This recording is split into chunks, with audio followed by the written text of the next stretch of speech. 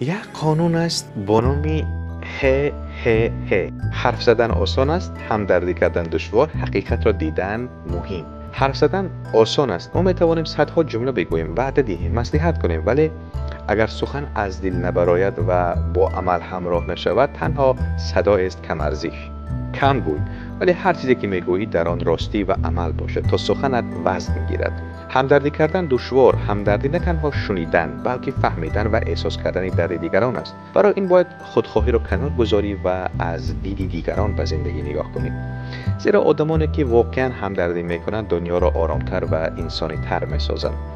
اما حقیقت را دیدن بسیار مهم است، زیرا زندگی پر از پرده های زیبا و ظاهرهای فریبنده است. تنها کسی که حقیقت را می‌بیند می‌تواند قرارهای درست بگیرد و راه را نادرست نرود.